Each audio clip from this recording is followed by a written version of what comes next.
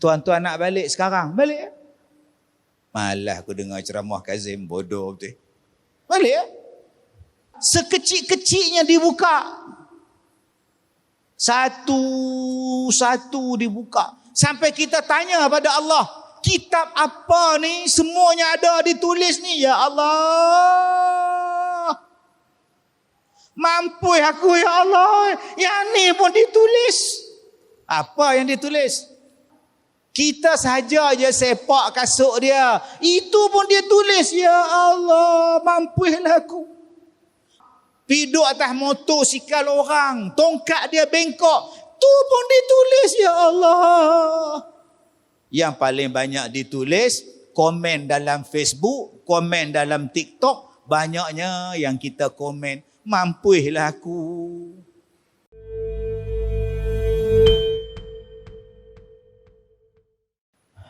Assalamualaikum warahmatullahi wabarakatuh. Bismillahirrahmanirrahim. Alhamdulillah. Wassalatu wassalam ala rasulillah wa ala alihi wa ashabihi ajma'in.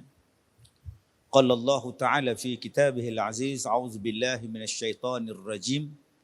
Qul in kuntum tuhibbunallah fattabi'uni yuhibbukumullah. Shadaqallahul azim. An Anas annahu qala, daripada seorang sahabat Nabi sallallahu alaihi wasallam, nama dia Anas bin Malik radhiyallahu anhu. Anas bin Malik ni tuan-tuan dihantar oleh keluarga dia untuk berkhidmat kepada Nabi sallallahu alaihi wasallam. Jadi kalau yang nak tahu rahsia Nabi, yang nak tahu cerita tentang Nabi, Anas bin Malik radhiyallahu anhu. Apa kerja dia? Bantu Nabi, berkhidmat dengan Nabi. Dan Anas bin Malik ni, kalau kita baca bagaimana keluarga dia, nenek dia, mak dia tuan-tuan, datang berjumpa dengan Nabi sallallahu alaihi wasallam. Minta doa. Doa tuan-tuan. Bukan minta projek, minta doa. Maka didoakan kepada Anas ni tuan-tuan. Di antara doa yang Nabi bagi kepada, yang Nabi doakan kepada Allah, mudah-mudahan diberikan kepada Anas bin Malik umur yang panjang, keluarga yang ramai, dapat kepada Anas bin Malik ilmu yang bagus. Jadi tuan-tuan, nak tahu macam mana Anas, nak tahu macam mana rahsia Nabi, tanya kepada Anas bin Malik. Dia yang duduk dengan Nabi. Kata Anas, Rasulullah tak pernah marah kepada aku benda yang berkaitan dunia. Kalau aku buat salah kaitan dengan dunia, Nabi tak pernah marah. Tapi benda yang melibatkan akhirat, benda yang melibatkan agama, Nabi tegas. Hadis ini hadis daripada Anas bin Malik radhiyallahu an. Kata dia, qala jaa rajulun ila nabi ila Rasulillah sallallahu alaihi wasallam. Datang seorang laki-laki bertemu dengan Nabi Muhammad sallallahu alaihi wasallam. Laki-laki ini tuan-tuan ialah seorang Arab Badui. Kita panggil orang darat. Orang darat ni dia main rempuh Sebab nak tanya pada Nabi, dia direct main tanya. Dia bukan ada main protokol ke apa ke, dia jumpa Rasulullah, dia main tanya. Yang sahabat-sahabat lain ni nak jumpa Rasulullah ni, mereka segan nak tanya pada Nabi ni, mereka segan. Tetapi bila mereka tengok orang Arab Badui, bila orang darat ni datang, mereka datang jumpa Nabi, mereka soal pada Nabi, sahabat-sahabat yang lain ni sukar. Ada juga yang tak berkenan, main direct ni terus ni. Ada juga yang berkenan, yang suka. Sebab apa? Mereka nak tanya kepada Nabi, mereka segan. Bila orang darat ni datang, maka mereka tanya kepada Nabi, maka mereka dapat ilmu. Sahabat-sahabat lain dapat. Sebab tu mereka suka bila dia ni tanya. Nabi nak sembahyang, orang Arab Badui ni main tanya. Ya Rasulullah, dia tanya lagu tu. Dia tak kira, dia main tanya je tuan-tuan. Maka datanglah seorang laki-laki menghadap kepada Nabi. Masa tu Nabi dah nak sembahyang dah. Apa dia tanya pada Rasulullah? Mata qiyamus sa'ah? Ya Rasulullah, mata, bila? qiyamus sa'ah. Bilakah berdirinya, bilakah terjadinya yang dikatakan sebagai as-sa'ah, kiamat. Bilakah Rasulullah, kiamat ni bila? Hai, Nabi nak semayang ni pergi tanya pula, kiamat bila? Bandingan dia tuan-tuan, tu imam dah nak semayang, pergi tanya pula, imam malam ni ada nasi tak? Oh, contohnya gitulah. Jangan marah saya pula kan. Contoh, yang ni tanya bab kiamat, dia tak tanya nasi tuan. Dia tanya, bila kiamat? Faqama an-nabi sallallahu alaihi wasallam ila salah. Nabi tak jawab soalan dia. Nabi bangun, faqama Rasulullah, bangun Rasulullah, Nabi mai sembahyang. Allahu akbar. Nabi tak jawab soalan tadi. Pasal apa tak jawab? Dah nak sembahyang, satgi ku jawab. Bila selesai saya, falamma qada salatahu, bila Nabi Muhammad dah selesai sembahyang dia, qala, Nabi tanya, aina sa'il? Mana dia yang tukang tanya tadi? Mana dia yang bertanya tadi? Aina sa'il? Mana yang tanya tadi? Malam ni tuan-tuan kita dapat aina sa'il pun jadi. Maksudnya apa? Siapa yang tanya tadi? Aina as-sa'ilu? Siapa yang tukang tanya tadi? Malam ni dapat yang ni pun jadilah. Aina sa'il? Isteri balik. Abang, malam ni Ustaz Kazim kata apa? Aina as-sa'il? Jadilah. Apa tu abang? Itulah orang suruh mai tak mau mai. Siapa yang bertanya tadi? Aina as-sa'il? Siapa yang tanya tadi? Jangan bila balik sekali lagi isteri tanya abang, Ustaz Kazim kata apa? Kira jelas lah apa yang dia kata tu. Yalah dia kandungan isi korban, ceramah korban dia, kira terang lah apa yang dia cakap tu. Yalah dia kata apa yang terang tu. Jelas lah. Rupanya dia tidur kat belakang tu. Dia jelas, terang, dia tidur belakang. Dapat aina sa'il. Siapa yang bertanya tadi? Mana dia? Maka laki-laki pun tadi bangun. Saya ya Rasulullah. Aina sa'ilu an qiyamis sa'ah. Mana dia orang yang bertanya kepada aku tentang hari kiamat itu? Bangun laki-laki tadi. Ana ya Rasulullah. Saya ya Rasulullah. Saya yang bertanya pada Nabi. Maka Nabi bertanya kepada dia, ma'addattulah. Apa yang kamu sediakan untuk kiamat? Ni dia. Nabi tanya dekat dia balik. Dia tanya pada Nabi, Nabi tanya pada dia balik. Ya Rasulullah, mata qiyamus sa'ah? Wahai Rasulullah, bilakah kiamat akan berlaku? Nabi tanya balik, ma'adattu. Apa yang kamu sediakan laha untuk kiamat? Kamu duk sibuk tanya pasal kiamat. Aku tanya pada kamu. Kamu buat preparation apa untuk kiamat? Apa yang kamu prepare? Apa yang kamu sediakan? Apa yang kamu buat untuk menghadapi kiamat? Kiamat itu pasti berlaku. Kiamat itu mesti berlaku. Soalan dia, apa yang kamu buat untuk menghadapi kiamat? Kalau kamu tanya pada aku, kiamat itu bila? Aku pun tak tahu. Yang aku bagi tahu hanyalah tanda-tanda kiamat. Bila berlaku, Allahu a'lam. Hanya Allah yang mengetahui. Aku tak tahu. Tetapi aku nak tanya pada engkau, apa yang engkau buat persiapan untuk menghadapi kiamat? Maka laki-laki tadi berkata kepada Nabi SAW, apa yang kamu sediakan? Ya Rasulullah. Faqala ya Rasulullah, ma'adattu laha kabira salatin wala saumin illa anni uhibbullah wa rasulah. Kata dia, ma'adattu laha kabir. Yang aku buat persiapan untuk menghadapi kiamat. Persiapan aku ialah salatin wala saumin. Aku membuat persiapan yang taklah yang kata besar. Daripada semayang taklah banyak sangat, biasa-biasa. Ya semayang fardu penuh lah. Semayang fardu tak tinggal lah. Puasa pun aku bawa. Aku tak pernah tinggal lah. Puasa wajib, puasa sunat ni kadang-kadang lah aku buat. Tetapi kata dia, illa anni uhibbullah wa rasulah. Tetapi yang aku sangat-sangat aku buat persiapan ialah aku mencintai Allah dan aku mencintai Rasulullah lebih daripada segala-galanya. Jawapan laki-laki Badui tadi kepada Nabi Muhammad sallallahu alaihi wasallam.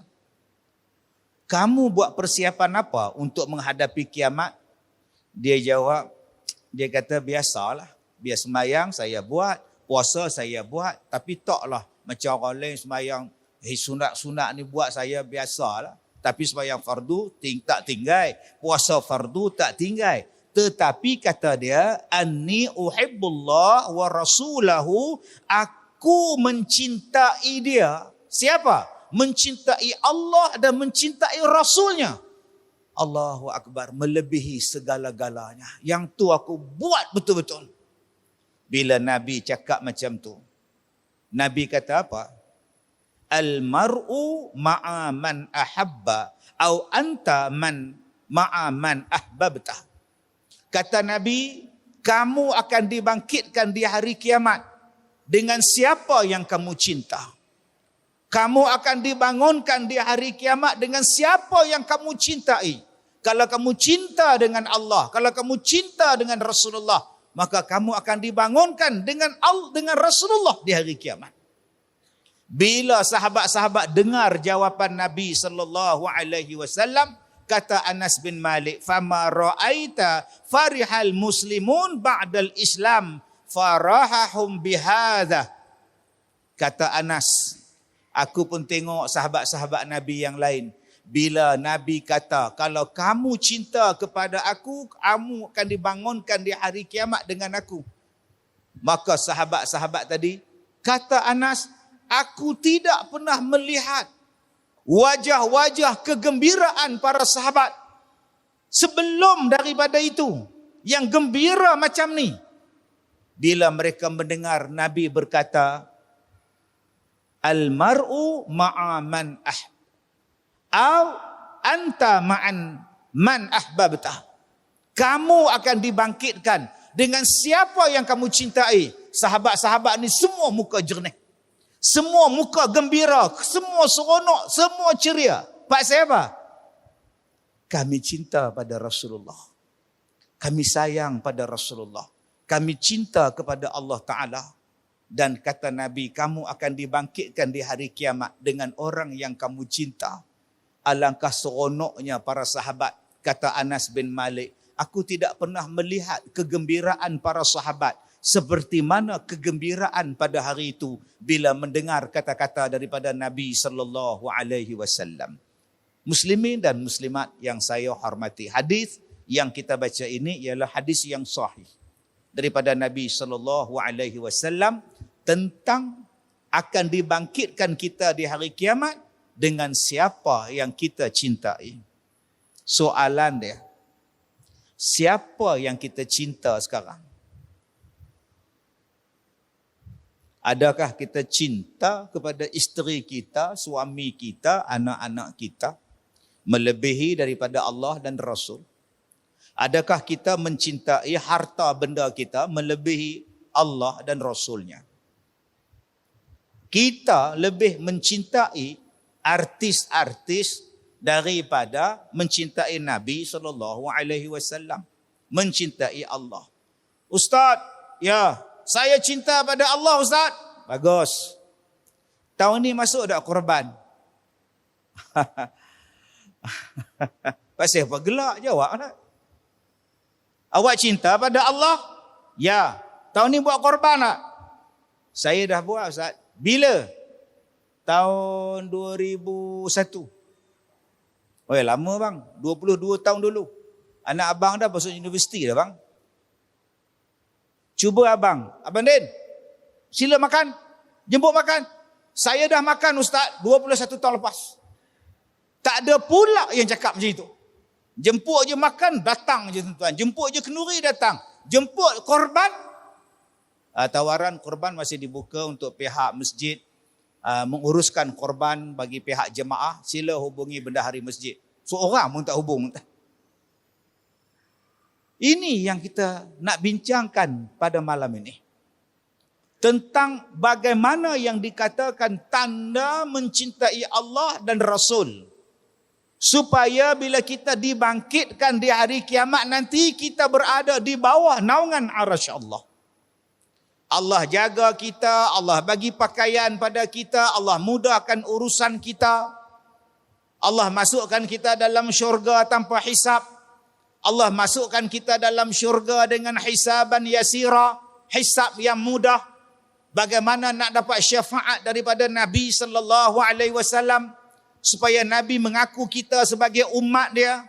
Nabi Muhammad doakan kita kepada Allah, berikan kebaikan pada kita. Macam mana nak dapat, tuan-tuan? Jawapan dia senang. Ayat yang saya bacakan awal-awal ceramah tadi. Qul in kuntum tuhibbunallah fattabi'uni. Kalau kamu sayang kepada Allah, kalau kamu cinta kepada Allah, maka ikutlah aku, yakni ikutlah Nabi Muhammad sallallahu alaihi wasallam. Baik, tuan-tuan dan puan-puan yang saya muliakan. Yang pertama, hadis ini orang Badui datang jumpa dengan Rasulullah, orang darat datang jumpa dengan Rasulullah, bertanya kepada Rasulullah, mata qiyamus sa'ah, bilakah berlakunya kiamat? Dalam banyak hadis-hadis yang lain, Nabi cerita tanda-tanda kiamat. Lan taqumas sa'ah hatta tarawna qablaha 10 ayat. Tidak akan berlaku kiamat sama sekali sehinggalah terjadinya 10 tanda. Nabi gunakan perkataan lan. Lan ni dia takkan berlaku. Lan dia takkan berlaku. Lan taqumas sa'ah, takkan berlaku kiamat melainkan selepas 10 tanda ini. Jadi bila datang 10 tanda ni, kiamat sampai. Sebelum cukup 10, belum kiamat. Apa dia? Yang pertamanya kata Nabi, fazakara ad-dukhan. Nabi sebut yang pertamanya ialah asap ad-dukhan. Kemudian wad-dajjal. Kemudian wad-dabbah. Kemudian wa tulu'u syams min maghribiha. Datangnya maghrib, datangnya pada matahari daripada maghrib, daripada baratnya. Wa yakhruj ya'juj wa ma'juj. Keluarnya Ya'juj dan Ma'juj. Kemudian disebutkan lagi kepada kita terjadinya 3 gempa, wa salasata khusufat, khasfun bil masyriq wa khasfun bil maghrib wa khasfun bi jaziratil arab. Nabi kemukakan satu tanda-tanda kiamat yang besar. Nombor 1 Nabi sebut ad-dukhan, asap. Dulu ada orang kata jerbu tu asap. Heboh satu Malaysia tahun 90-an kalau tuan-tuan ingat. Asap mula-mula terbit, nama dia jerbu. Orang kata ni dia tanda-tanda kiamat. Jerbu dah sampai, asap. Saya kata sabar Sa'lu. Jerbu yang datang tu tidak mematikan orang. Asap yang datang mematikan manusia. Jerbu yang datang tu, Ya'juj dan Ma'juj belum terbit, Imam Mahdi pun belum terbit, Nabi Isa wa nuzul Isa pun belum turun. So jerbu tadi belum dipanggil dukhan. Sebab Nabi kata dukhan itu mematikan orang-orang yang baik-baik ini, tuan-tuan. Yang tinggal adalah orang yang tak beriman kepada Allah. Habis mati semua. Yang berlakunya dukhan selepasnya Ya'juj dan Ma'juj, selepasnya Nabi Isa, lepas tu baru keluar dukhan. Jadi kalau sekarang keluar dukhan, belum lagi lah. Dia ikut aturan, ikut turutan. Sebab ada orang datang jumpa saya, dia kata, Ustaz, Tok Guru saya bagi tahu 15 Ramadan tahun ini berlaku pada hari Jumaat. So Ustaz akan keluarnya asap dan itu dipanggil dukhan. Saya kata saya tak tahu lah kak. Lah macam mana Ustaz boleh tak tahu? Dah betul saya tak tahu. Itulah, yelah, ustaz-ustaz pun tak sama kan. Yelah, Tok Guru akak hebat. Jadi Tok Guru akak tahu daripada mana? Dia baca lah, dia kaji lah Ustaz. Dia bagi tahu 15 Ramadan tahun itu akan berlaku pada hari Jumaat. Dan dia akan berlakunya asap. So, kenapa akak datang jumpa saya? Saya datang ni nak bagi tahu pada Ustaz, saya dah awak keluar segala duit saya dalam tabung haji ASB semua. Kenapa pula? Dah nak kiamat asap keluar. So, duit tu Ustaz, akak buat apa? Akak ganti dengan emas, akak dah suruh Tok Guru akak simpan. Bagus, pelaburan yang bijak, saya kata. Yang kedua, dia dah buat dah dapur di bahagian rumah dia. Dia buat dah dapur untuk simpan stok makanan. Jadi kalau datang asap, kalau datang Ya'juj Ma'juj ke, Dajjal ke Ustaz, dia dah ada stok makanan. Saya kata dekat dia, Kak ingat bila Kak buat simpan Maggi belakang rumah tu, Dajjal tak datang Kak? Yang Dajjal tak datang Kak, Mekah, Madinah Kak, rumah Kak pun dia datang Kak? Tak tahulah, tapi Tok Guru akak suruh stay simpan semualah. Akak dah simpan dah beras Ustaz, senang. Wah. Balik 15 Ramadan berlalu, hari raya pun berlalu, tak berapa lama selepas tu dia datang balik, dia minta pada saya pondok. Saya ada 270 buah pondok di sekolah saya. Minta satu Ustaz. Saya tanya kenapa? Rumah akak mana? Dah jual. Barang mah akak kata mana? Tok Guru pun dah hilang Ustaz. Bagus. Pelaburan yang bijak. Stok makanan Maggi akak macam mana? Bila masanya datang asapnya Kak? Yang akak gatal pergi buang semua harta benda akak tu pasal apa? Sebab tu tuan-tuan dan puan-puan, carilah Tok Guru, jangan cari Tok Gurau. Nabi pun tak tahu bila kiamat berlaku. Mai kita pula cerita 15 Ramadan ni, mai dia usia bumi ni antara Nabi dengan tak usah duk kira lah. Yang Nabi sebut pada kita dalam hadis ni, kamu duk tanya kiamat, apa persiapan kamu untuk menghadapi kiamat? Yang tu yang kena cerita. Saya kadang-kadang ni tuan-tuan, duk dengar ceramah bagus, ceramah bukan tak bagus. Akhir zaman, betul akhir zaman. Bila akhir zaman berlaku? Selepas Nabi diutuskan, selepas Nabi wafat. Akhir zaman lah tu. Daripada zaman Nabi tu. Sampai sekarang, akhir zaman. Kita duk cerita tentang itu bagus. Saya tak kata tak bagus. Tetapi tolonglah cerita kepada hadirin. Tolong cerita kepada jamaah. Apa yang nak dibuat sebagai persiapan untuk menghadapi kiamat. Janganlah hanya cerita akan berlakunya tasik sana kering, tasik sini kering. Betul, kadang-kadang kau tak sempat pun jumpa tasik tu. Tak jumpa pun tasik tu kering, awak dah mati dah. Apa persiapan awak untuk mati? Saya pergi umrah. Kebetulan saya ada ceramah di Mekah. Buat dekat satu hotel. Orang Malaysia dah roboh dah hotel tu. Buat pembesaran. Orang Malaysia punya hotel. Datang ramai orang lah. Suami isteri datang. Dia kata, Ustaz, kami nak ajak Ustaz. Untuk apa ya? Kami menanti Imam Mahdi. So, kami pun nak join. Dan kami nak ajak Ustaz supaya sama-sama jadi tentera Imam Mahdi. Mak ada? Ayah ada? Mak ada? Ada. Anak-anak ada. Mana? Di Malaysia. Siapa jaga anak? Mak. Siapa jaga mak? Anak. Elok. Akak buat apa? Kami menunggu tentera Mahdi. Kami nak jadi pemegang panji-panji hitam. Sampai sekarang tak datang Imam Mahdi. Mak hang dah tak jaga, anak-anak hang tak jaga, kerja hang berhenti, duk tunggu Imam Mahdi. Saya tak larang tuan-tuan berhenti kerja. Tuan-tuan saya tak larang tuan. Tapi tunggu buat apa? Dia mesti datang. Yang kita kena buat ialah persiapan awak. belum sampai lagi Imam Mahdi, awak dah sampai kubur. Apa persiapan awak? Sebab tu Nabi sebut dalam hadis ni, apa persiapan kamu untuk menghadapi kiamat? Jangan duk cari tanda-tanda kiamat. Betul.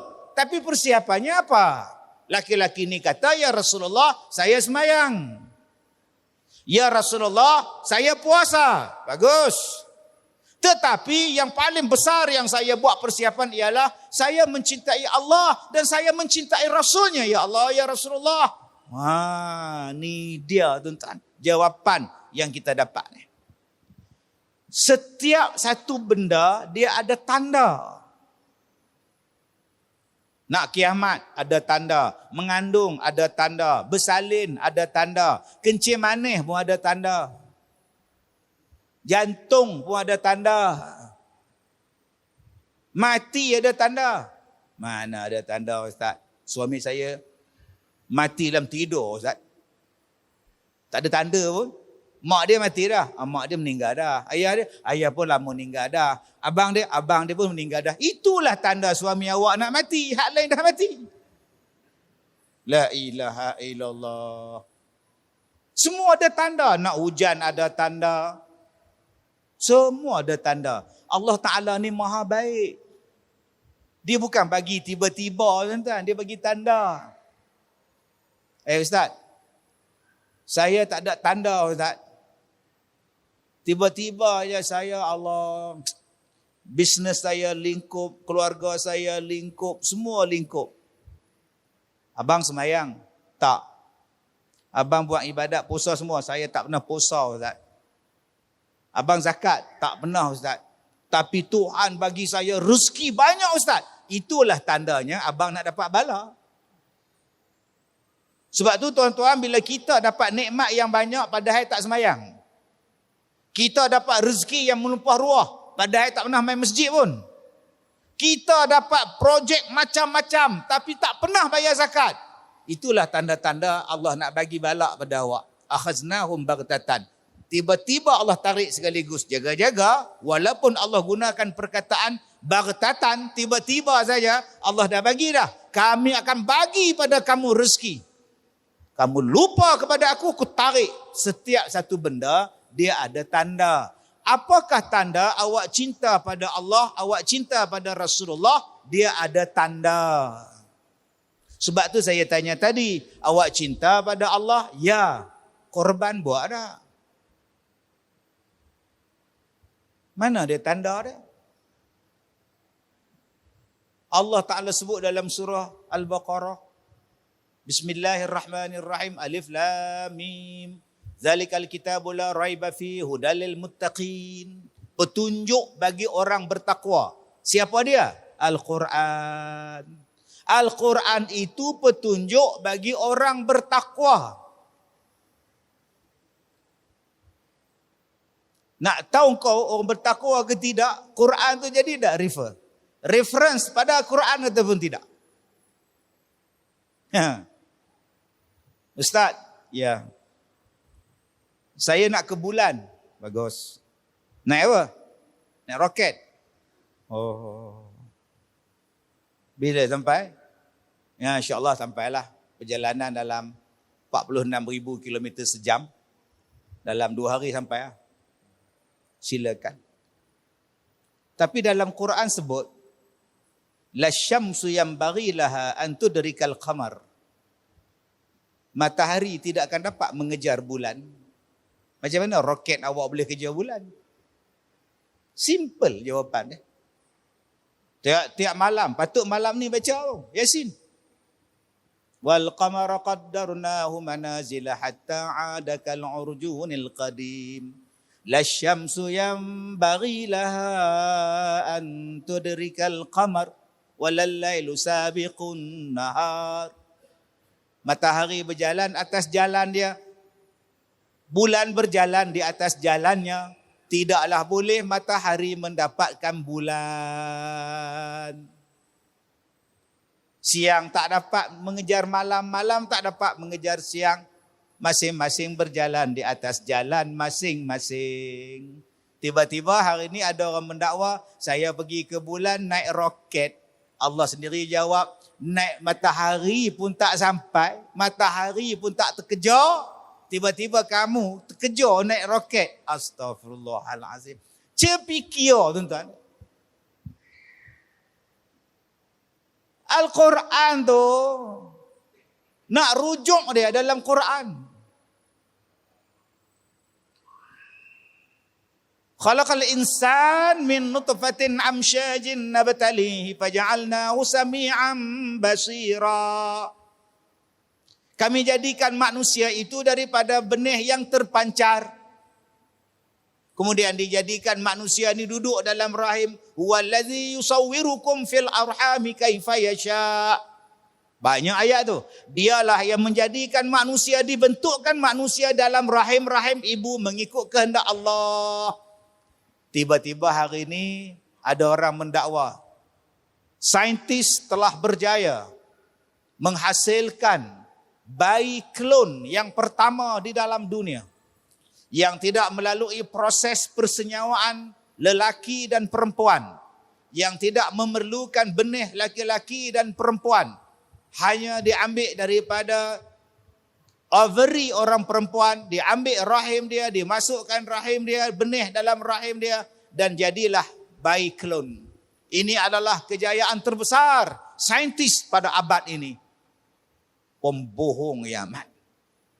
Yang herannya orang Islam percaya. Perempuan tak payah kahwin, perempuan tak perlukan suami, ambil benih dia sendiri, masukkan dalam rahim dia, dia mengandung. Habis itu ayat Quran kata macam mana? Nak dapat manusia, nak dapat anak, kena ada persenyawaan laki-laki dan perempuan. Mesti ada benih laki-laki. Di mana yang kita rujuk pada Quran? Baca Al-Baqarah, hudalil muttaqin, petunjuk bagi orang bertakwa. Sampai ke tua, sampai ke mati, manusia itu berasal daripada beruk. Allah kata manusia asal pada Adam. Kita belajar manusia dari beruk sampai ke mati. Atau ya, manusia ni macam mana? Mula-mula dia berjalan kaki empat, macam beruk berjalan macam itu. Kemudian dia melalui proses evolusi. Beruk tadi tegak sikit, lama-lama jadi orang. Jadi kita ni keturunan beruk lah tu, lebih kurang. Astaghfirullahalazim. Kemudian kita berkata, kita adalah beriman. Besok malaikat tanya dalam kubur, ma kita buka? Apa kitab engkau? Al-Quran. Agak-agak malaikat jawab apa tuan-tuan? Kalau bahasa kita, kamu kitab apa? Panduan kamu dalam dunia apa? Al-Quran. Agak-agak malaikat kata apa? Al-Quran konon. Al-Quran kata kamu asal pada Adam. Tapi kamu yakin manusia pada beruk. Jom tuan-tuan kita balik pada Quran balik. Banyak tuan-tuan. Yang kita hari ini lari daripada ajaran yang Allah Ta'ala sebut. Salah satu benda yang kita lari daripada benda yang Quran sebut. Kita mengatakan bahawa kita adalah bangsa yang paling moden. Sedangkan dalam Quran sebut, bangsa dulu lagi kuat daripada kita, lagi memakmurkan dunia daripada kita, mereka lebih canggih daripada kita. Tuan-tuan, masjid kita ni besar. Besar lagi permit. Masjid kita ni agak-agak berapa ratus tahun boleh bertahan. Mungkin 100 tahun lagi lepas tu kena roboh. Piramid sampai sekarang tak roboh. Sejak bila dibina piramid? Bukan zaman Fir'aun, bukan zaman Nabi Musa. Nun, zaman Nabi Nuh, zaman Nabi Idris lagi tuan-tuan. Dah dibinanya piramid. Dan piramid itu bukan rumah, piramid itu kubur. Kalau kubur pun sehebat itu, agak-agak rumah raja-raja dia orang besar mana? Kalau kubur kita orang Islam besar macam itu, rumah kita besar macam ini, bayangkan kubur mereka sebesar itu, rumah mereka pula sehebat mana? Al-Quran bagi tahu bahawa orang dulu lagi canggih daripada kamu. Tapi kita dah diajar. Orang dulu primitif. Orang dulu orang batu. Orang dulu tak boleh bercakap. Orang dulu menulis di gua. Orang dulu menggunakan sistem barter. Sistem tukar barang. Tak pandai guna wang. Tapi dia lupa bagaimana Ashabul Kahfi menggunakan wang. Tidur 309 tahun. Bangun, bila bangun bawa duit. Pergi ke kedai, beli roti. Tokek kedai kata, ini duit dah tak pakai. Bila punya zaman ni kau datang ni, zaman hang tuah ni. 300 tahun dah ni. Dia kata baru semalam kami pakai duit ni. Mana ada duit ni, tak lain raja dekat duit ni pun dah mati dah. Sekarang raja baru dah. Tuan-tuan, kita baca di dalam kisah Ashabul Kahfi. Sudah ada mata wang. Di mana yang kita belajar dulu. Orang dulu kalau nak beli beras, mereka menggunakan sistem barter. Awak bagi kurma, saya bagi beras. Awak bagi tepung, saya bagi beras. Bila masa, tuan-tuan? Dan Allah sebut pada ayat berikutnya. Allazina yu'minuna bil ghaib. Siapa orang bertakwa? Allazina yu'minuna bil ghaib. Orang yang percaya pada perkara-perkara ghaib. Banyak perkara gaib. Ustaz, soalan. Kawan saya, dia kena makan dengan buaya. Dia mandi di sungai, buaya ngap dia. Bila dia ngap, apa jadi? Tinggal ngap, kata dia. Tak jumpa Ustaz. Buaya tu pun tak tahu ke mana pergi Ustaz. Soalan saya. Kita percaya adanya soal kubur. Jadi kalau dia dimakan buaya, bila dan di manakah soalan kubur berlaku kepada roh ataupun pada si mati? Sebab mayat dia dalam perut buaya, buaya pula tak tahu pergi mana dan tak ditanam. Jadi soalan muka nakir macam mana Ustaz? Itu saja soalan saya.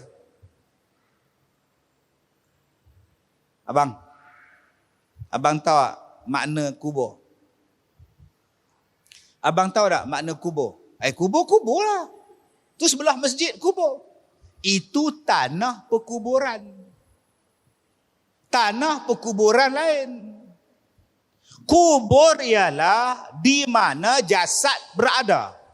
Di mana jasad disimpan. Di mana jasad diletakkan. Itulah kubur untuk dia. Kalau jasadnya dibuang dalam laut, dia mati buang dalam laut, itulah kubur. Mana ada orang pi korek dalam kubur, dalam laut, korek tanam. Mana ada tuan-tuan. Dia pun bungkus mayat, letak benda berat, buh dalam tu. Itulah kubur. Di situlah soalnya berlaku. Bukan maknanya mayat tu masuk dalam kubur, baru malaikat datang. Kalau begitu seronok. Mana yang mati simpan di rumah. Jangan tanam tau kalau ayah mati. Kenapa ayah? Kalau masuk dalam kubur, ayah tak terjawab soalan malaikat. Jadi kau simpan dalam bilik, malaikat tak datang lah. Senang macam itu. Kalau mayat itu berada dalam cermin, itulah kuburnya. Kalau mayat itu dalam botol, itulah kubur bagi si mayat. Kalau mayat itu ada dalam perut buaya lah kubur. Masya Allah. Tetapi macam mana mati sekalipun, di mana mati sekalipun, tanahlah tempat dia. Buaya tu pun akan mati, ke tanah juga dia. Mayat yang disimpan itu ke tanah juga akhir dia. Dia tak akan mati di tempat lain. Dia akan mati di bumi. Dalil surah Toha ayat 55. Minha khalaqnakum wa fiha nu'idukum wa minha nukhrijukum. Daripada tanah kamu dijadikan, ke dalam tanah kamu akan dimasukkan, daripada tanah kamu akan dikeluarkan. Surah Toha ayat 55. Tuan-tuan, ayat ni saya baca kalau saya menghadapi situasi yang genting. Situasi yang, contoh, saya ceramah di satu masjid macam ni, ada orang menjerit dekat pintu besar. Woi Kazim. Ya. Tunggu kamu. Oh sudah. Yang saya seronok, tak ada siapa pun bangun halang dia. Tengok je, dia langkah bahu orang.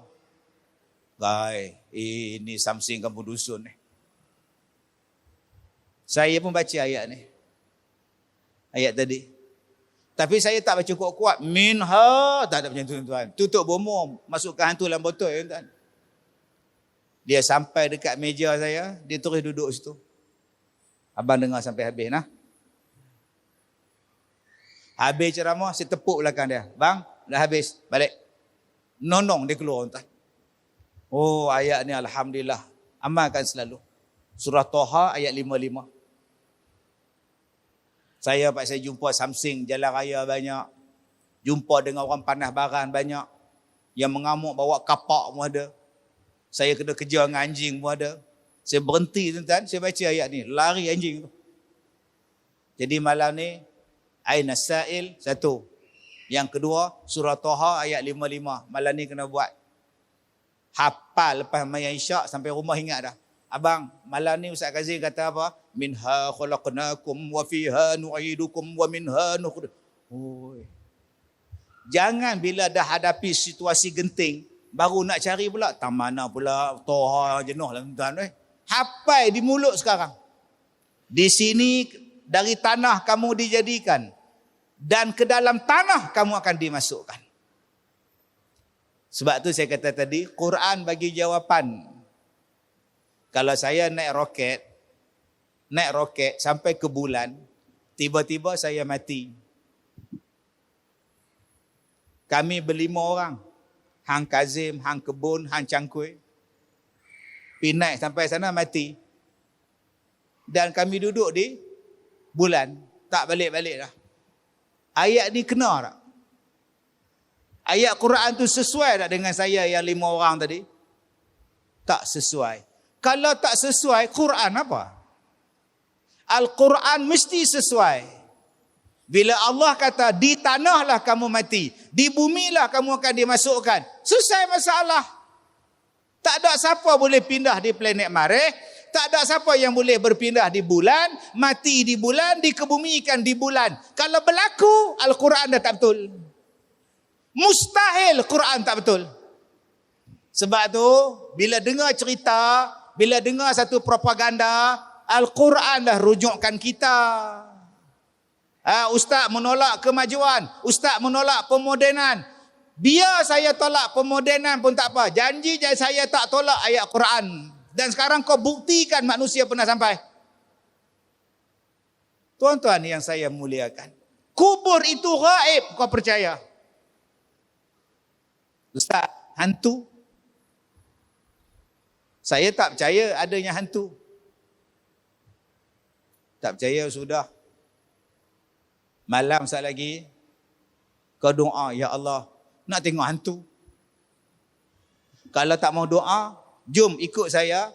Saya bawakan pada Tuan 5 hotel yang saya duduk yang ada gangguan. Satu di utara tanah air. Saya tidur, kemudian orang mandi dalam bilik air saya. Saya pun masuk bilik air. Mandi hang tak tutup, saya tutup balik. Sehari saya duduk atas katil balik, mandi balik. Masuk balik. Tutup balik. 3 kali. Kok suka hang lah, aku nak tidur. Saya tak keluar bilik. Sebab saya bayar bilik tu. Lantak dia tuan-tuan. Itu satu hotel. Satu lagi di selatan tanah air. Saya tidur, handphone dekat sebelah saya. Saya jaga dekat kaki. Ambil balik, tak balik. Jaga tuan-tuan, handphone duk bunyi. Hujung kaki. Hang tak ada handphone, mainlah aku nak tidur. Satu lagi hotel saya duduk tuan-tuan, yang ni yang paling rare. Dekat negeri, tengah-tengah negeri hak kecil. Dalam bilik saya tu, dia ni hotel jenis apa? Jenis kayu semua ni. Dalam bilik saya tu ada tiang kayu. Saya sampai dari Selangor, pukul 2-3 pagi saya sampai. Mandi, bersih diri apa semua. Saya pun nak tidur. Elok nak tidur tuan-tuan. Saya nampak dia turun daripada tiang. Macam hantu Korea. Turun lagu tu. Oi, macam laba-laba. Orang yang buat hantu Ju-on tu mesti pernah jumpa orang tak. Sebiji tuan-tuan, terkangkang-kangkang turunnya. Masya Allah.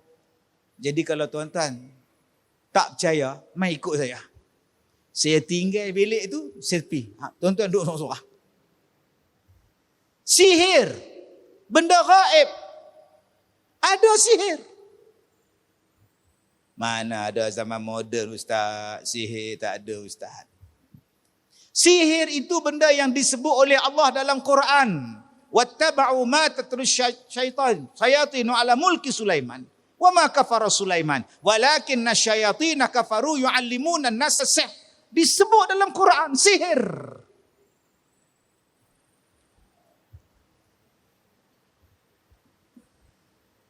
Teh kosong.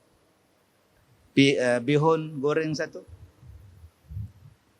Dia pun datang letak teh, letak sepinggan bihun goreng. Bismillahirrahmanirrahim. Pum! Macam senapang tembak, pistol tembak. Siapa pula tembak ni? Saya pun tengok piring ni terbelah di sini. Gelas ni pun terbelah tuan-tuan.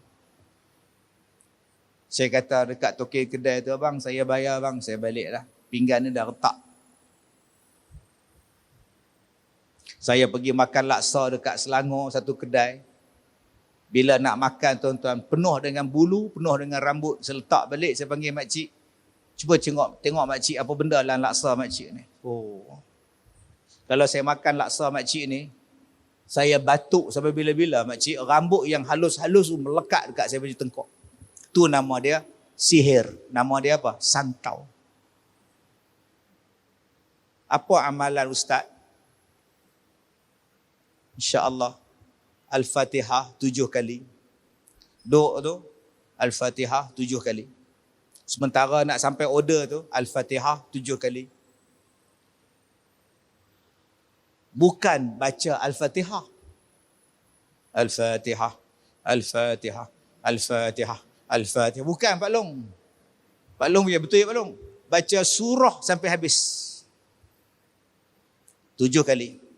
Surah Hud ayat 56. Inni tawakkaltu ala Allah Rabbi wa Rabbikum ma min dabatin illa huwa akhidhum binasiyatiha. Inna Rabbi ala siratim mustaqim. Surah Hud ayat 56. Last. Laqad ja'akum rasulun min anfusikum azizun alaihi ma anittum harisun alaikum bil mu'minina raufur rahim. Sampai habis surah At-Taubah 128 129. Mudah-mudahan Allah pelihara kita daripada sihir.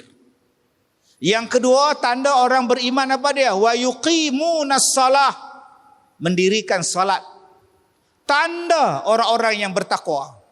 Sembahyang.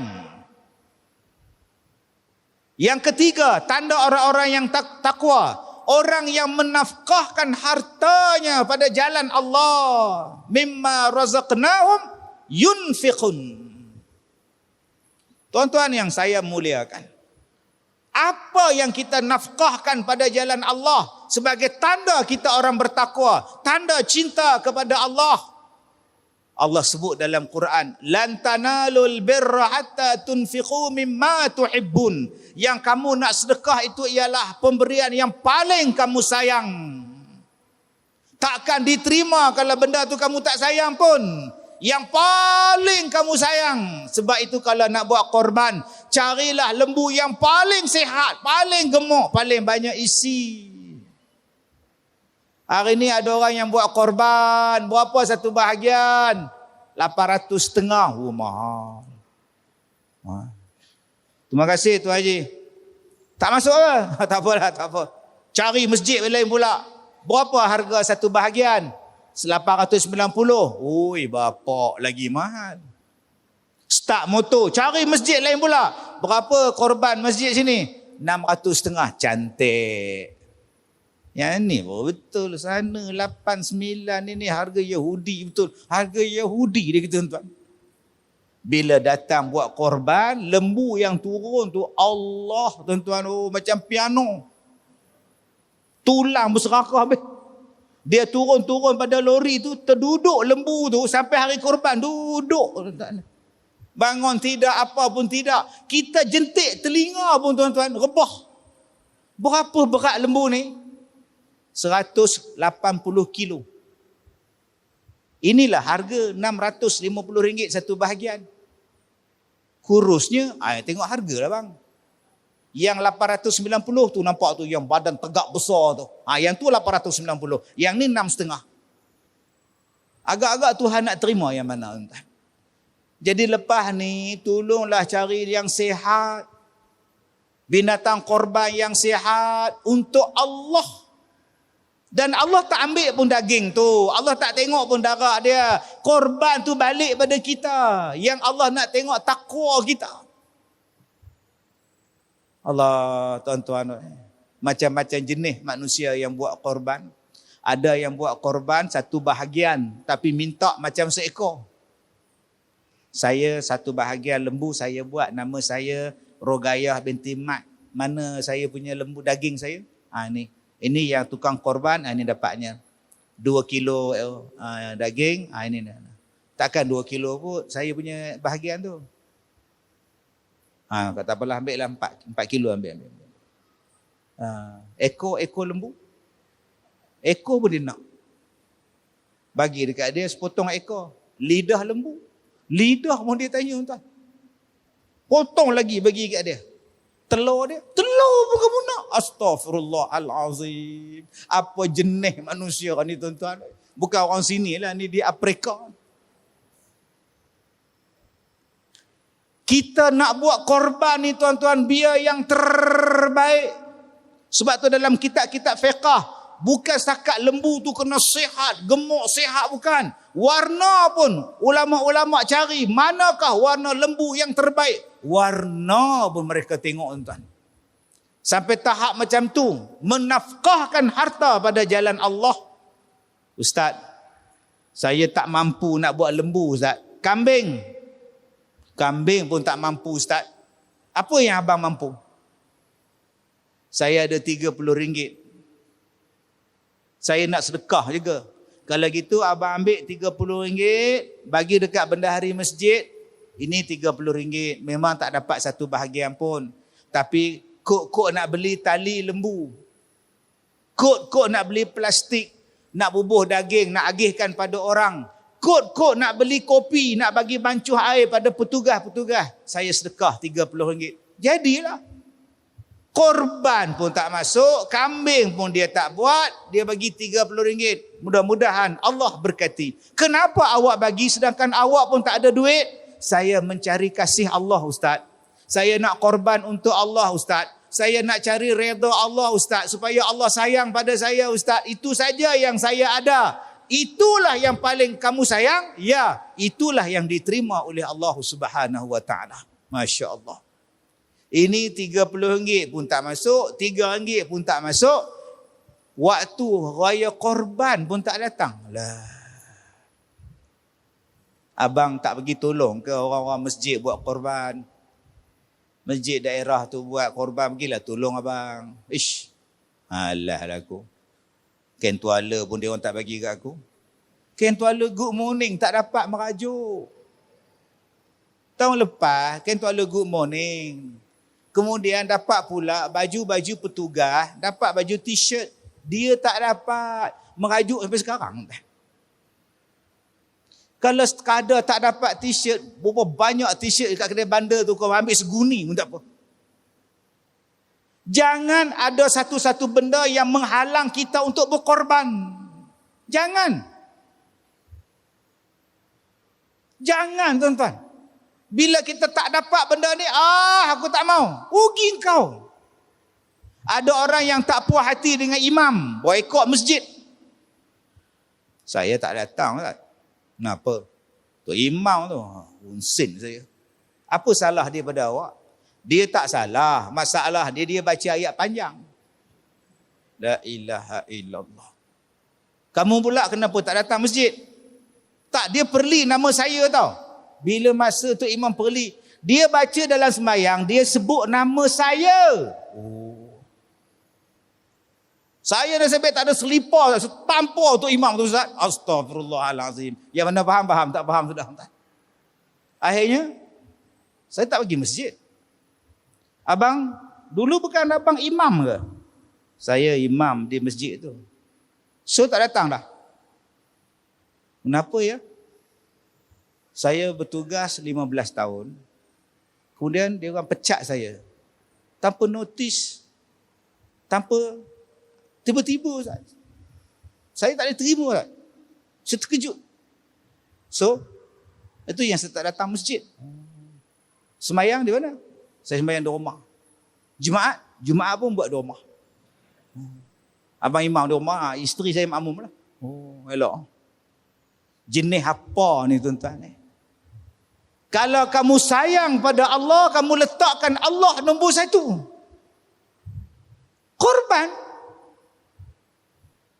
Korban tuan-tuan untuk Tuhan buat. Supaya Allah nampak kita. Cinta kepada Rasulullah. Ustaz, ya. Kalau kita sambut maulud, takkah itu memuja Rasulullah? Kalau kita selawat banyak-banyak pun, bukankah kita dah taksub pada Rasulullah? Saya jawab, so what? Bahasa orang putih. So what? What's your problem? Apa masalah kau berselawat pada Nabi? Apa masalah kau sambut Nabi, buat maulud Nabi? Apa masalah kau? Tak, kita ni Ustaz, kalau kita nak memuja Rasulullah pun, pada-padalah Ustaz. Dia pun macam kita juga. Mula tak? Sebab tu saya suka mikrofon macam ni. Senang saya baling tuan-tuan. Dia tak ada wayar. Baling ni kan. Kamu sayang mak kamu? Ya. Kamu sayang Rasulullah? Ya. Antara mak dengan Rasulullah, mana yang kamu sayang? Mak. Kamu belum beriman yang sempurna.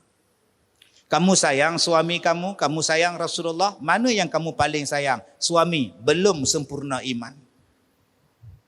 Manusia yang sempurna iman ialah dia menyayangi Rasulullah lebih daripada hak lain. Daripada makhluk yang lain ni, Nabi nombor 1. Hatta diri dia sendiri, aku sayang Nabi lebih pada diri aku. Aku sanggup korban apa pun untuk Nabi. Itulah dia tanda beriman. Habis itu Ustaz, yang Nabi sebut, jangan kamu duk muliakan apa semua tu. Itu Nabi sebut kepada orang-orang daripada Bani Israel. Daripada orang yang hidup di zaman Ahlul Kitab Nasrani.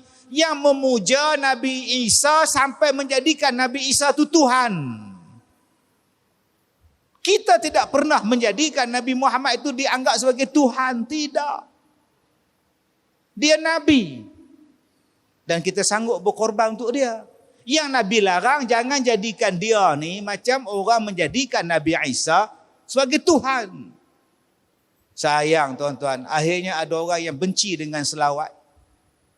Ada orang yang benci dengan ziarah makam Nabi di Madinah. Ada orang yang benci dengan menyebut, memuliakan Rasulullah. Sebab itu saya nak sebut pada tuan-tuan, cinta kepada seseorang bergantung kepada macam mana tuan-tuan tunjukkan.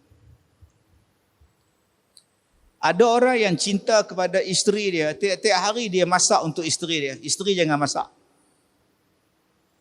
Dia kata kat isteri dia, kalau abang boleh bersalin, abang sanggup bersalin untuk kamu. Tapi abang tak boleh bersalin, amboi cakap. Ada orang yang cinta pada isteri dia, tiap-tiap hari bawa isteri dia pergi melancong. Ada orang yang cinta pada isteri dia, tiap-tiap hari beli gelang. Ada orang yang cinta pada isteri dia, tiap-tiap hari makan di luar. Tuan-tuan cinta pada Rasulullah macam mana? Dia fleksibel, dia universal. Dia sangat besar cara-cara dia. Maka bila ada orang yang sambut Maulidin Nabi, dia kata engkau ni sepatutnya cinta pada Nabi 24 jam. Tapi pasal apa engkau sambut Nabi hanya sekali setahun? Saya jawab, saya sayang pada isteri saya 24 jam. Tapi sekali saya akan sambut ulang tahun perkahwinan kami sekali. Bawa dia pergi makan di kedai, ada lilin tengah-tengah makan, tutup lampu nak pergi gelap. Kemudian bagi cincin dekat dia, hadiah ulang tahun perkahwinan. Sekali je setahun. Boleh tak tiap-tiap hari saya makan dia di luar, tiap-tiap hari bagi dekat dia, berlian, cincin semua? Boleh, tapi bankrupt saya, kopak duit saya. Begitulah kita sayang pada Nabi setiap saat dan detik. Tapi ada sekali kita sambut hari jadi dia. Nama dia Maulidur Rasul. Pasal apa setahun sekali sambut? Sebab hari lahir dia, tarikh dia cuma sehari. Bukan tiap-tiap hari dia lahir. Simple punya senang tuan-tuan. Tuan-tuan yang saya muliakan. Last. Kalau kita cinta pada Nabi, kita akan dibangkitkan di hari kiamat dengan Nabi. So, berkorbanlah untuk menunjukkan, menzahirkan bagaimana cintanya kita pada Rasulullah. Apa yang kita boleh buat? Kalau kita boleh simpan janggut, simpanlah. Aku nak ambil sunnah. Kalau kita nak potong kuku, mulakan daripada jari ni. Kemudian jari ni, kemudian jari ni, kemudian jari ni, kemudian masuk tangan kiri. Hujung, tengah, tutup dengan las ibu jari. Kenapa abang potong macam tu abang? Pasal Nabi potong macam itu. Kalau kita cinta pada Rasulullah tuan-tuan, kita akan cinta sesama kita. Tak ada satu pun perasaan benci sama-sama kita. Buangkan perasaan benci sama-sama kita. Ini bila tengok sebelah masam, tengok sebelah masam. Aku benci kamu, kamu benci aku. Kemudian kita mengaku kita umat Nabi Muhammad. Apa? Buangkan perasaan benci, buangkan perasaan dendam. Sebab Nabi tak suka benci. Hamzah, bapa saudara dia, dibelah dadanya, dikeluarkan jantung dia. Tapi orang yang membelahnya, orang yang membunuhnya, masuk Islam. Nabi layan baik. Nabi tak ada dendam. Sebagai tanda awak sayang pada Nabi, apa yang awak buat? Nabi Muhammad buat korban tiap-tiap tahun. Dia yang sembelih binatang korban. Baki daripada sembelihan binatang korban, dia suruh Sayyidina Ali yang sembelih. Kalau tak mampu, tak apa, buat kambing. Tak mampu kambing, tak apa, bagi duit, buat kenduri. Sebagai tanda aku meraihkan dia. Sebab ada yang datang hari raya korban, cuti pun tak ambil. Sedangkan hari raya korban, hari yang paling besar sekali tuan-tuan. Wal fajr walayalin ashr. Buka tafsiran surah Al-Fajr. Demi waktu fajar. Demi waktu malam. Dan demi malam yang 10. Fajar. Mengoyak. Apa makna fajar? Mengoyak. Mengoyak apa? Malam. Bila datang subuh, bila datang siang, dia mengoyak malam. Dia jadi siang. Nama dia apa? Al-Fajr. 10 hari yang paling hebat di sisi Allah. Siang yang paling mulia di sisi Allah. Apa dia? 1 sampai 10 Zulhijjah. Malam. 10 malam yang paling hebat di sisi Allah. 10 malam yang terakhir di bulan Ramadan. Siangnya Zulhijjah. Kalau malamnya Ramadan. Tuan-tuan, kita nak datang dah 1 sampai 10. Jom. Target dalam jiwa kita. Aku nak puasa sunat. 1 sampai 8. 9 hari bulan puasa Arafah. Aku nak buat korban tahun ini. Aku tak nak buang misai aku tak nak terim janggut aku, sampailah aku korban. Aku nak simpan kuku aku, sampailah hari korban. Barulah aku potong kuku aku. Aku tak mampu nak buat korban. Tak apa. Apa yang aku nak buat? Istighfar. Bangun sembahyang malam, minta pada Allah, ampunkan dosaku ya Allah, ampunkan dosaku ya Allah. Datang awal di masjid, minta ampun pada Allah, istighfar pada Allah, banyak-banyak minta ampun. Ustaz, saya sibuklah Ustaz, tak ada masa nak minta ampun. Kalau demikian, kau sedekah banyak-banyak 10 hari yang terawal dalam bulan Zulhijjah. Jumpa dengan jawatan kuasa masjid. Saya minta berapa ramai senarai yang jawatan kuasa masjid beri bantuan kepada orang-orang ini. Anak yatim berapa orang, fakir miskin berapa orang, ibu tunggal berapa orang. Kenapa Tuan Haji tanya? Sebab saya nak sedekah sempena dengan Zulhijjah ini. Yang keempat, apa yang kita nak buat banyak-banyak di dalam bulan Zulhijjah ni tuan-tuan. 10 hari ni kita tak buat haji. Kita tak pergi haji. Kalaulah kita pergi haji, alhamdulillah. Kalau kita tak pergi haji tuan-tuan, jom kita sambung silaturahim. Ada tak kawan kita yang sekarang dah tak rapat, hubung balik. Ada tak jiran kita yang kita dah tak tegur, sambung balik. Saya tak boleh Ustaz, saya tak boleh Ustaz. Itulah pengorbanan. Cakap boleh.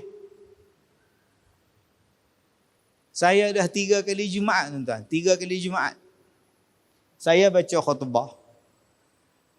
Habis semayang, sunat, nak balik, datang satu laki-laki peluk saya. Minggu pertama. Ustaz, saya minta maaf, saya minta ampun. Saya kata, abang tak ada salah dengan saya. Saya minta ampun, kok ada salah. Saya tahu, Ustaz pun tahu saya buat salah. Maafkan saya Ustaz. Dunia akhirat saya maafkan, saya tak mau simpan. Minggu lepas tu datang lagi, peluk lagi. Sudah dia ni. 3 minggu dah datang. Tak apa dia mimpi, saya tak tahu. 20 tahun yang lepas, 18 tahun yang lepas, laki-laki inilah yang kutuk saya, yang fitnah saya, yang tulis surat layang, yang sebarkan tuan-tuan. Sampai dalam surat khabar keluarnya berita dia. Malu tuan-tuan, orang ni fitnah saya. Duduk, adik duduk, sayang duduk. Good boy, duduk. Dia pun nak ceramah tuan-tuan. Dia fitnah saya, dia buat kempen boykot saya. Tapi saya tak pernah kisah tuan-tuan. Satu. Sakit kah? Korbankan perasaan dendam. Janji kita di hari kiamat tak ada kira bicara dengan dia. Korbankan tuan-tuan, ego. Tuan-tuan nampak ni mikrofon. Nampak? Saya bila saya pegang mikrofon ni, saya teringat kenangan lama yang mengusik jiwa. Saya sembahyang tarawih 3 malam. Masuk malam keempat, saya kata dekat pembantu saya, hantar saya hospital. Saya tak boleh dah. Malam pertama boleh imam, malam kedua setengah, malam ketiga tak boleh jadi imam. Pasal apa? Saya buang air kerap, sak-sak kencing, sak-sak kencing. 1 malam 30 kali. Lah duduk di hospital tuan-tuan. Duduk sebelah tandas. Tak duduk atas katil dah. Duduk merangkak masuk tandas. Merangkak masuk tandas. Apa benda lah ya Allah, ya Allah, ya Allah. Pukul 1 malam, pukul 3 pagi saya nak buang, air tak keluar. Nak buang, air tak keluar. Sakit berguling-guling dalam tandas tu, saya tarik lam bel tu. Datang nurse. Kenapa Ustaz? Saya sakit tak boleh kencing, tapi saya nak kencing sakit. Panggil doktor cepat. Dia orang telefon doktor suruh masuk air garam. Bila masuk tuan-tuan lagi sakit pula, saya kata panggil sekarang juga. 4 pagi. Cepat sudah. Tak tahan dah ni. Doktor datang tuan-tuan, dia tebuk di sini. Buat keluar air kencing. Ya Allah, subhanallah. Baru boleh duduk. Apa penyakit pula, kencing kerap tiba-tiba tak keluar. Bila tebuk banyak pula air kencing. Besok masuk MRI. Tak nampak. Masuk lagi sekali. Baru nampak. Doktor tu bentang dekat saya. Keputusan MRI. Encik Ustaz lah. Ini you punya pundi kencing lah. Okay. Sekarang ada satu benda putih yang tidak sepatutnya ada di situ. Jadi mungkin ini yang mengganggu you punya kencing. Oh, apa benda doktor? Maybe something like cancer. So kita sudah bincang meeting kita akan mengambil dia keluar. Oh, bila cadang nak operate tu? No. Kita takkan operate lah. Sebab you ada kencing manis, you ada jantung. Kita akan mengambil yang paling rendah risiko. Macam mana tu doktor? Kita akan masukkan melalui saluran kencing. Masuk apa doktor? Kita akan masukkan kabel melalui saluran kencing. Kita akan tarik dia keluar. Saya bila dengar tu tuan-tuan naik bulu roma. Tuan-tuan tak naik bulu roma. Tuan-tuan tak nyilu. Doktor, biar saya discuss dengan saya punya doktor lain. Boleh? Doktor Melayu. Macam mana dok? Buat sajalah Ustaz.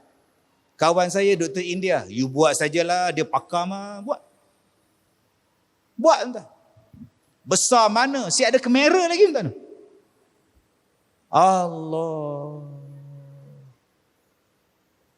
2 hari saya tunggu doktor tu tak datang-datang. Bila dia datang, macam mana doktor? Kita sudah melakukan prosedur memasukkan kabel melalui saluran kencing. Bila kita masuk, itu benda putih makin lari atas. Kita pun sudah takut lah. Ada lain risiko kita keluarkan. So belum buang lagi lah. Belum buang, masih ada lagi. Jadi nak buat apa sekarang? Kita sudah meeting, kita akan melakukan kali kedua. Astaghfirullahalazim. Tuan-tuan, sebulan tuan-tuan. Duk bawa beg kencing ni. Tak boleh kencing. Duk bawa. Bila sampai nak buang, dia suruh saya belajar buang balik. Cabut benda ni, belajar kencing normal. Baru boleh balik rumah. Nak balik pada normal yang asal tu tuan-tuan. Pegang dinding. Aduh sakitnya ya Allah dengan darahnya. Dengan Allah. Sakitnya tuan-tuan. Jadi abang-abang yang mana ada masalah macam saya. Jangan masukkan kabel melalui saluran kencing. Mampu seksa tuan-tuan. Operate pun tak apa. 3-4 bulan tuan-tuan duk menunggang pedih lah apalah. Paling fobia nak pergi tandas. Ya Allah. Bila dah sihat, datang satu laki-laki. Ustaz jangan marah saya nah, kalau saya minta maaf. Kalau saya cakap saya yang sihir kau Ustaz. Ini kali keberapa tuan-tuan orang datang minta maaf. Yang ni pula. Minta maaf Ustaz. Saya tanya dia, abang marah apa pada saya? Boleh tak Ustaz jangan tanya? Baik, saya tak tanya. Saya maafkan abang. Balik. Saya pergi ceramah di Johor, saya tengok dia ada duduk depan sekali. Dia peluk saya, Ustaz maafkan saya. Ya, saya tak simpan dalam hati. Korbankan ego, korbankan segala-gala, dendam, tak ada. Supaya saya dengan abang di hari kiamat, saya pun minta maaf. jika saya bercakap kasar pada abang, abang marah pada saya. Dan saya pun maafkan abang. Kalau betul abang buat, saya maafkan. Walaupun abang tak minta maaf. Kenapa kena ada sikap macam itu? Supaya saya tak nak besok di hari kiamat panjang-panjang depan Allah di padang mahsyar. Tuan-tuan duduk dalam masjid ni daripada pukul 7.15. Masuk maghrib 7.21. 9.21 sekarang ni tuan-tuan. Dah 2 jam tuan-tuan duduk di sini. Kipasnya 3 tuan-tuan. Pun tuan-tuan rasa panjang dah 2 jam. Pun tuan-tuan rasa berlengah dah punggung nak balik dah. Pun tuan-tuan rasa panas dah.